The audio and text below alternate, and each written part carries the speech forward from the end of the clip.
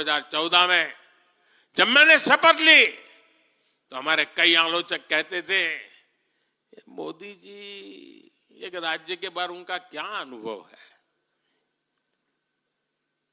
इतना बड़ा देश, इतनी बड़ी दुनिया, ये मोदी क्या करेगा, कैसे करेगा।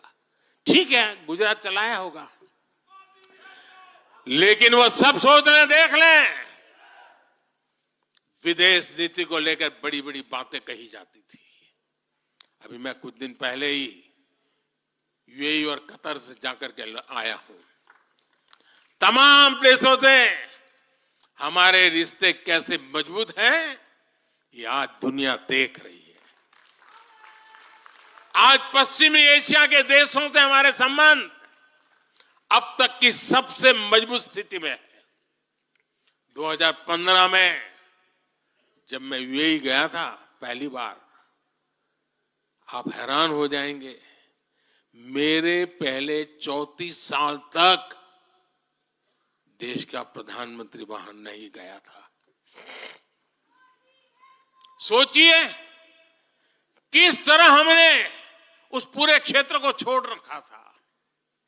कांग्रेस की सरकारें पूरे वेस्ट एशिया को सिर्फ पाकिस्तान के संदर्भ में देखा करती थी।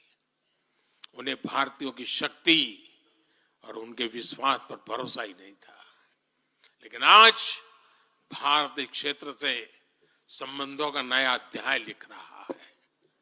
पहले लोग सोचते थे कि बस तेल का इंपोर्ट कर लेते हैं और यहां से कुछ लेबर भेज देते हैं ताकि उनको रोजी रोटी मिल जाए, लेकिन अब ऐसा नहीं है। आज ट्रेड, टेक्नोलॉजी, टूरिज्म, ऐसे अनेक क्षेत्रों में हमारे संबंध बहुत बेहतर हैं और हम निरंतर विकास कर रहे हैं। यहां तक कि अरब के 5 देशों ने मुझे अपना सर्वोच्च सम्मान तक दिया है। यह सम्मान मोदी का नहीं है, 140 करोड़ भारतीयों के सामर्थ्य का सम्मान है। और भाइयों बहनों, विदेश नीति के जो भी जानकार हैं, वो विदेश से मिले हर संकेत भी पकड़ ले रहे होंगे। आज अलग अलग देशों में सत्ता और विपक्ष के दल ये खुलकर मानते हैं कि भारत के सशक्त होने से पूरी दुनिया का हित होने वाला है। ये पूरी दुनिया मानने लगी है। आज हर महाद्वीप में भारत का सम्मान, भारत की ताकत बढ़ रही है। हर देश भारत से गहरे संबंध बनाने पर जोर दे रहा है।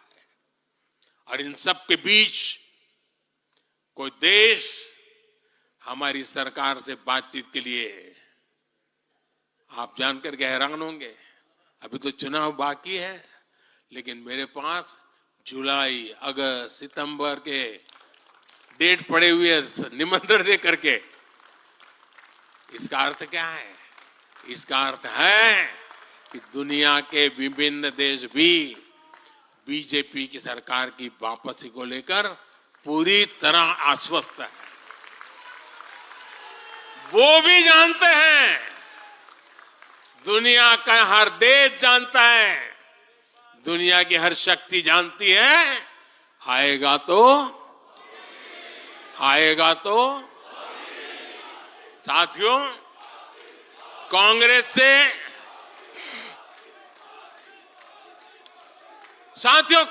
से देश को बचाना,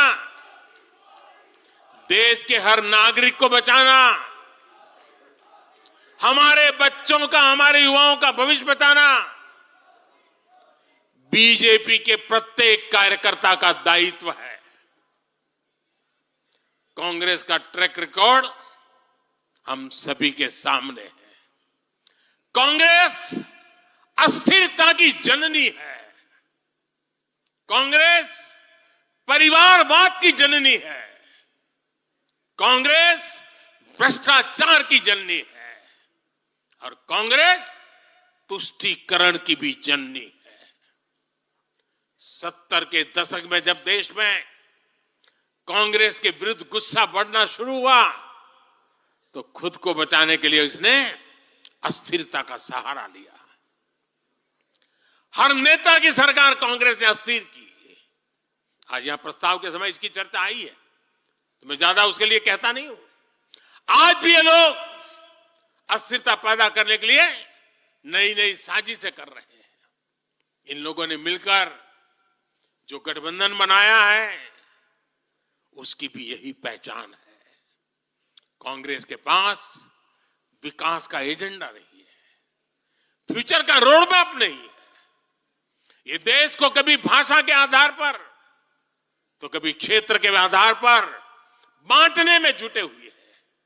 साथियों, कांग्रेस का एक सबसे बड़ा पाप ये रहा है कि वो देश की सेनाओं का मनोबल तोड़ने से भी पीछे नहीं रहे। भारत की राष्ट्रीय सुरक्षा और सामरिक शक्ति को नुकसान पहुंचाने में कांग्रेस ने कोई कसर नहीं छोड़ी है। जब भी देश के रक्षा क्षेत्र में कोई बड़ा काम हुआ, जब हमारी सेनाओं ने कोई उपलब्धि हासिल की, कांग्रेस ने हर बार उन पर सवाल उठाए। आप सिर्फ सोचिए कि 5 साल पहले इन लोगों ने क्या कहा था। इन लोगों ने हर कोशिश की कि हमारी वायुसेना को राफेल जैसे एडवांस एयरक्राफ्ट न मिल पाए। इन्होंने अप्रचार किया कि हिंदुस्तान एरोनॉटिकल लिमिटेड को, HAL को खत्म किया जा रहा है। ये लोग तो HAL के बाहर फोटो तक खींचवाने के लिए चले गए थे। लेकिन देखिए HAL आज कैसे धूमधाम से आगे बढ़ रहा है। आज देखिए कितने सारे ऑर्डर आज उनके यहां बुक किए गए हैं। आप जरा देखिए HAL का मार्केट वैल्यू कितना बढ़ गया है। ये वही लोग हैं जिन्होंने हमारी सेनाओं के सर्जिकल स्ट्राइक करने पर उनके पराक्रम पर सवाल खड़ा कर दिया। जब एयर स्ट्राइक हुई तो उसकी सफलता के प्रमाण मांगे जाने लगे। कांग्रेस भारतीय सेनाओं के अपमान का कोई मौका नहीं छोड़ती। साथियों, कांग्रेस कितनी कंफ्यूज है, इसका उदाहरण मैं आपको देना चाहता हूं। कांग्रेस में लड़ाई चल रही है और बड़ी तगड़ी लड़ाई चल रही है, लेकिन मजा यह है कि सिद्धांतों की नहीं चल रही है, योजनाओं को समझ में नहीं चल रही है। लड़ाई क्या चल रही है आपको जानकर के आश्चर्य होगा। क्या लड़ाई है? कांग्रेस में एक वर्ग है जो कहता है कि मोदी से तीखी नफरत करो, मोदी पर व्यक्तिगत आरोप लगाओ, मोदी की छवि खराब करने के लिए हर हथकंडे अपनाओ। एक वर्ग है। कांग्रेस के अंदर एक दूसरा वर्ग भी है जो कांग्रेस की मूल परंपराओं से निकला हुआ है, जो कहता है कि मोदी पर व्यक्तिगत आरोप, नफरत से कांग्रेस को बाहर निकालो, इससे कांग्रेस को और ज्यादा नुकसान होता है। यानी कांग्रेस हमसे सैद्धांतिक मुद्दों पर लड़ाई नहीं लड़ रही है। कांग्रेस इतनी हताश है कि उसमें सैद्धांतिक विरोध, वैचारिक विरोध का साहस भी नहीं बचा। इसलिए गाली गलौज और मोदी पर झूठे आरोप ही उनका एकमात्र एजेंडा बन गया है। साथियों, लाल किले से मैंने कहा था यही समय है, यही समय है, यही समय है। भारत के इतिहास में आज वो समय आ गया है जब हमें अपने देश का भाग्य बदल देना है। और साथियों, मैंने देशवासियों को लाल किले से कहा था और आपको तो कई बार कह चुका हूं। मैंने देशवासियों को कहा था कि अगर आप 10 घंटे काम करेंगे तो मोदी 11 घंटे काम करेगा। अगर आप 12 घंटे काम करेंगे तो मैं 13 घंटे काम करूंगा। अगर आप 14 घंटा काम करेंगे तो मैं 15 घंटे काम करूंगा।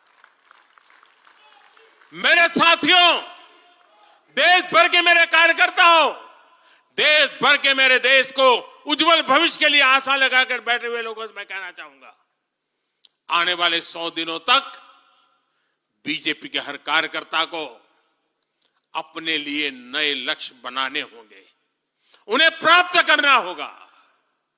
बीते वर्षों में भाजपा सरकार की योजनाओं का लाभ करोड़ों लाभार्थियों को मिला है। हमें हर लाभार्थी तक पहुंचना है। और मेरी एक व्यक्तिगत प्रार्थना है, करोगे? जरा हाथ ऊपर करके बताइए, करोगे? करोगे? हर लाभार्थी के पास जाइए, उनको कहना कि प्रधान सेवक नरेंद्र मोदी ने उन्हें प्रणाम कहा है।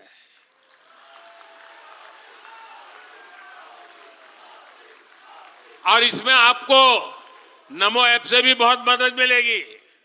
आप नमो ऐप के जरिए मेरा प्रणाम और मेरी चिट्ठी उन लाभार्थियों तक जरूर पहुंचाएंगे। किसी भी बूथ में एक भी फर्स्ट टाइम वोटर ऐसा ना हो जिस तक बीजेपी का कार्यकर्ता पहुंचा ना हो। आपको उन्हें पिछले 10 वर्षों के काम और आने वाले 5 वर्षों के प्लान, इसके विषय में जरूर बताना है। मैं आपको उन्हें नमो ऐप पर विकसित भारत का ब्रांड एम्बेसडर बनाने के लिए हमें उसको जोड़ना है, वो हमारा एम्बेसडर है।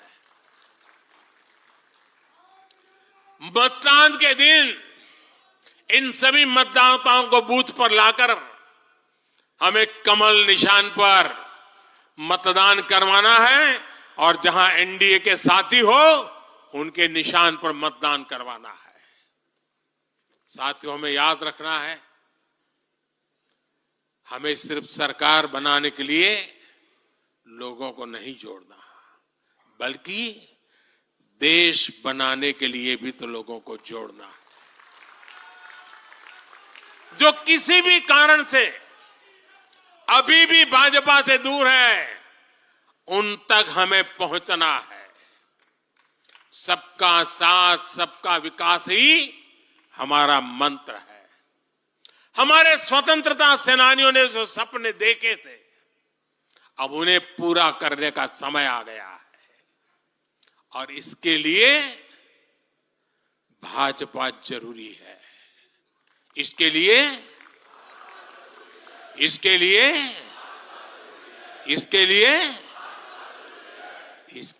भाजपा सरकार जरूरी है। आज देश की जनता कह रही है, भ्रष्टाचार पर सख्त कार्रवाई होती रहे, इसलिए महंगाई पर लगाम लगी रहे, इसलिए देश के दुश्मनों में डर बना रहे, इसलिए निवेश और नौकरी के अवसर बढ़ते रहे, इसलिए भारत तीसरी बड़ी सबसे आर्थिक ताकत बने, इसके लिए भारत में तेजी से इंफ्रास्ट्रक्चर का निर्माण हो, इसलिए आत्मनिर्भर भारत अभियान सफल हो, इसलिए करोड़ों भारतीयों को मुफ्त राशन मिलता रहे, इसलिए किसानों को सम्मान निधि मिलती रहे, 100% लाभार्थी तक तेजी से लाभ पहुंचे, इसलिए साथियों, आप यहां से एक नए संकल्प के साथ अपने क्षेत्र में जाएं। अब की बार